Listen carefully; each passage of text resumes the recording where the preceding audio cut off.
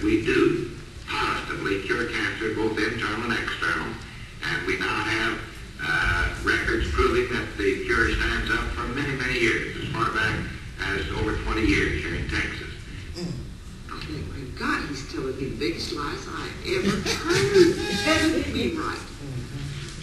And I listened to this for a few days, and finally I picked out the biggest one. I thought he had told me. And I go check. And when I got checking, it was right. The man hadn't lied about it at all. And finally I realized he didn't have to lie. He was telling the truth, but it was the wildest stories I've ever heard in my life when it came to medicine. He had this great skill as a salesman. Clearly, however, he had no belief that this treatment was useful.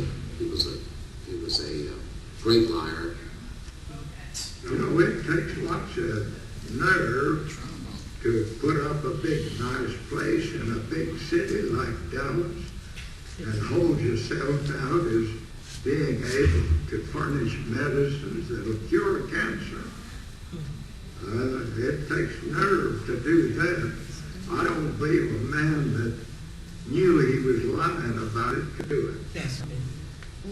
He was doing his thing, and he had no business doing it. In fact, Hoxsey met both the legal and the dictionary definition of a quack. One who pretends to medical skill which he does not possess.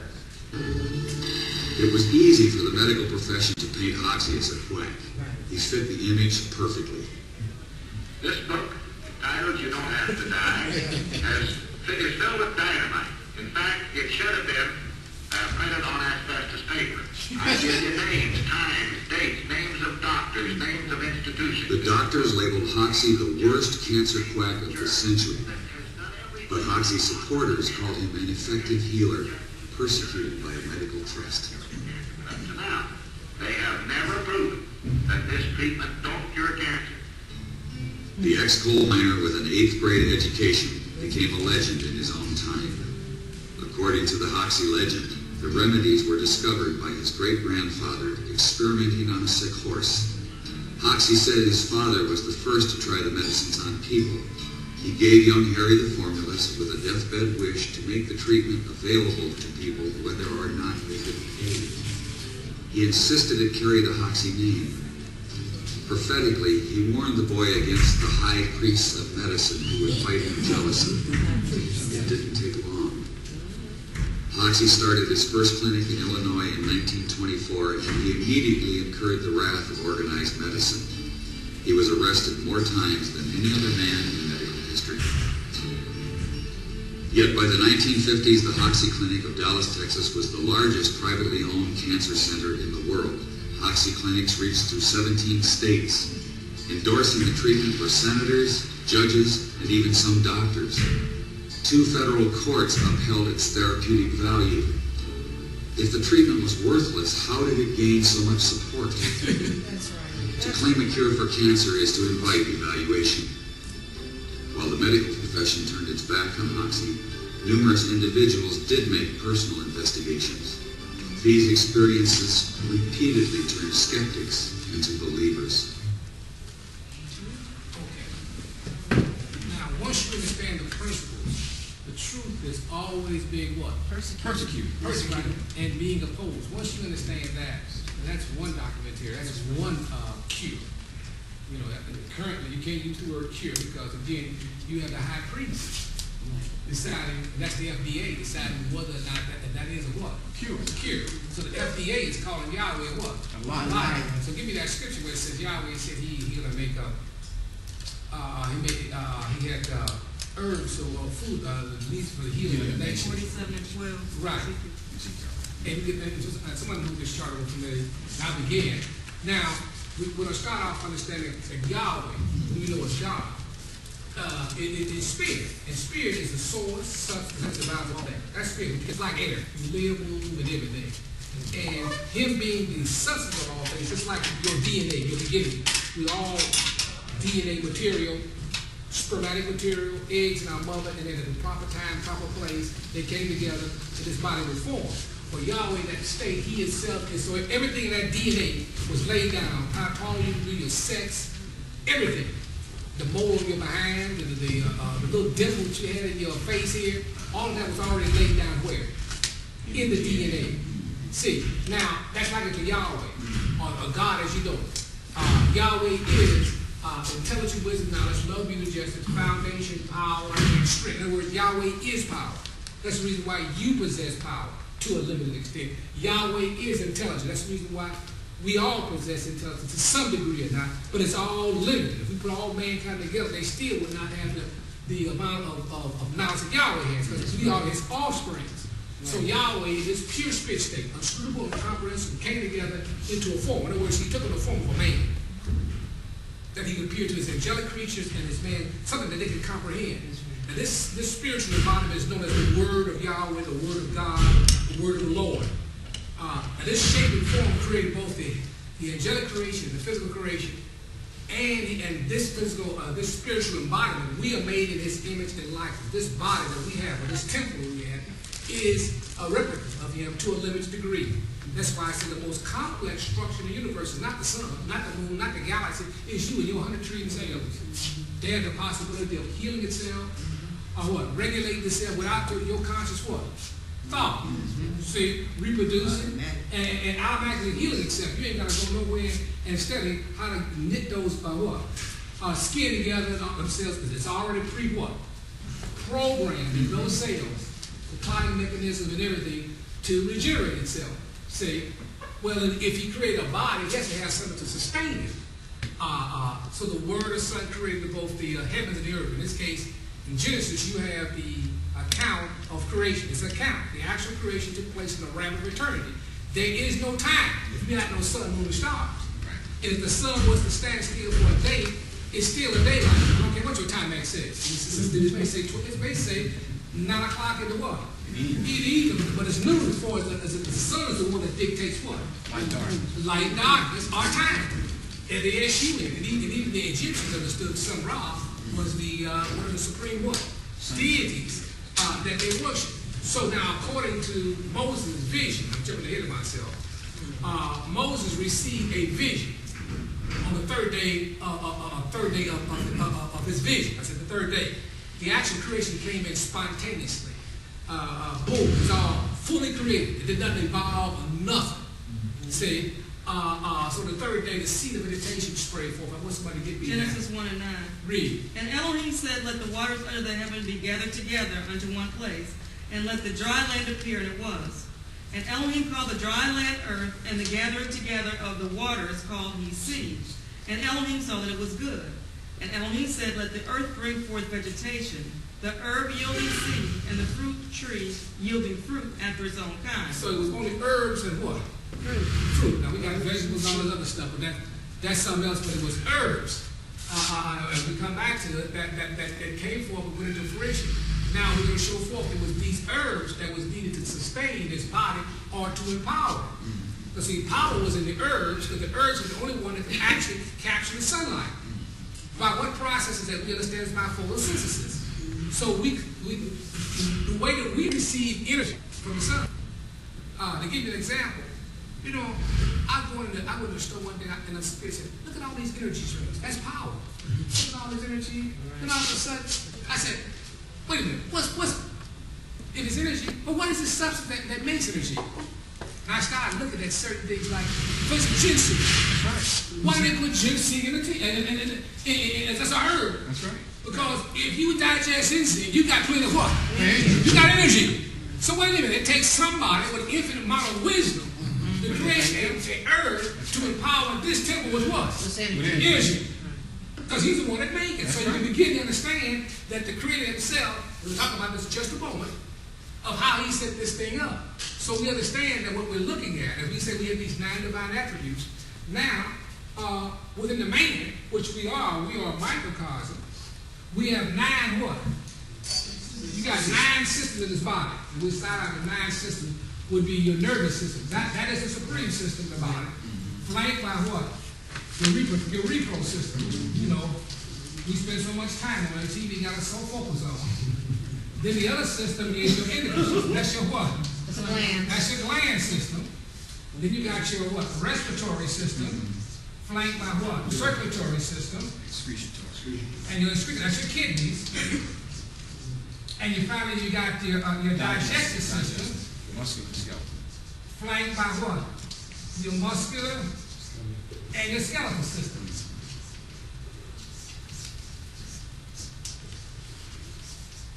Now, I'll give you this, I'll give you an overview. Next week, I'll give you more details. So then, that being said, here's the creator himself. Now, he said, I'm composed of these 9 divine attributes: intelligence, wisdom, knowledge, love, beauty, justice, foundation, power, and strength. So in order to sustain these systems, it takes various herbs to do what? To act on these 9 systems. Yes, sir.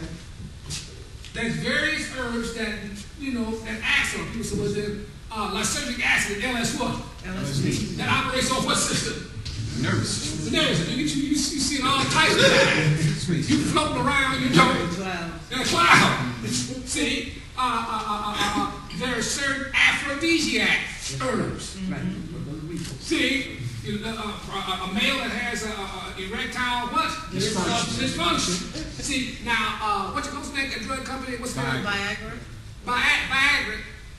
They made billions of dollars. Right. They made so much money, but Yahweh had already created an herb to do what? That's right. The same thing in males before a drug company decided to do it. But they didn't tell you that they was charging a whole buku money. That's right. And a female woman, if a female is says she's infertile, how does she straighten that situation out? You gotta go to the right what? Herb to correct the situation. See, in these systems. See? And Yahweh, so then if you read Isaiah, give me Isaiah 46:9-10, it says the end was declared right from what? The beginning. The beginning. So Yahweh said, wait a minute, he created the herbs before he made the man. See? So he ain't created a man trying to figure out, I forgot to figure out what he needs to fix this thing. As Honda put all them cars out, Toyota, then he had to have a recall. Right. So now Yahweh said, no, I ain't got no damn recall. I don't need that. That's right. That's for man, his own limited what? His thinking. Right. But when I make everything, it's perfected. That's right. See, and there's no errors in it. See? So then, in case of pain, he's already created a what? A nerve for it. That's right. For a tumor, he's already created a what? An herb for it. An herb for it. Right. And the herb has been there way before the man is. That's right. See what I'm saying? For your problem. So then that shows forth that Yahweh was able to declare the end right from what? Right from the beginning. Right from the beginning. And see, there was no need for no war on cancer. That was just a sham. Everything is just a bunch of lies and deception to what? To prevent you from understanding what the true truth is of what you needed to prepare to sustain this body. See, and they know that once you have that, you're empowered with that knowledge, then you're not under the bondage. That's right. Of the high priest. Don't need them. Right. See, and that's what they fear. Truth. Okay, give me that, and then we'll begin with some things about what is the purpose of herbs. So the first thing you understand that herbs can be classified as 3 things. It does, one, this body has 100 trillion cells and it constantly has to be what? Rebuild. That's one. That's one purpose. This is on your sheet. It's on your sheet. Which one? Good sheet there. Right at the top there. And 2, in the rebuilding process, there are toxins, and there's certain toxins that have to be what? Purged or eliminated. And 3, you gotta have something to do what? Stabilize or maintain the system. We'll talk about that. So then, you begin to understand that what happened was, make a long story short, time is on me, when the man was in the garden, in the Isaiah, and then we move on to basically understand what we have. So then, when the man was in the garden, prior to his transgression, he was told that he could eat of the trees of the what? The fruit of trees. See? And then after his transgression, so his bride, and it was deceived by Lucifer. See, then he was told I want you to give me 1 and 9, I think it is, that he was told that he would have to eat the what on the earth then? Herbs. He would have to eat herbs. Right. So then the herbs were the cure for the body. It was set up that way because when Yahshua Messiah comes into the fulfillment, he said, I am the true what? True vine. Well, what's a vine? A vine is a what? Where does it go? It's a what? It's an herb. So why would he say that I'm a vine? Because an herb does certain things to the body. And those things that it does, it purges, it rebuilds, and it stabilizes. See, that's what basically what we're dealing with. So then we begin to understand that when we understand those principles, then the principles are laid down within this migratory tract. So then here you are in bondage. If you're in bondage, what must you be? I don't care whether it's psychologically, whether you're in jail, or whether you're in bondage psychologically or spiritually. The first thing you must do in bondage, there has to be some type of purging. Right. Before you can reveal anything, you got to be purged. Right. See, if you got cancer, you got to have the right herbs to go through these three processes in order for you to be what? Cured. See? And we're going to start with that. Get me the 12th chapter of Exodus, and let us move real quick with Dominion down there, that in order for them to come out of Egypt, the first thing he was told when Moses received his vision at the burning bush, the commission. And he revealed the characteristics of who he was to mankind at this time. He told them, I'm Ai Asher Ai, which is commonly translated as I am that I am. So Ai Asher Ai really, in short, this didn't call me Yahweh for short. But Yahweh, what Yahweh means, I will be what I will to be. In other words, I will the creation in, I will the angelic creation, that's my power to will. See, that's the power of the mind. The mind is able to conceive within its mind and bring thoughts into what?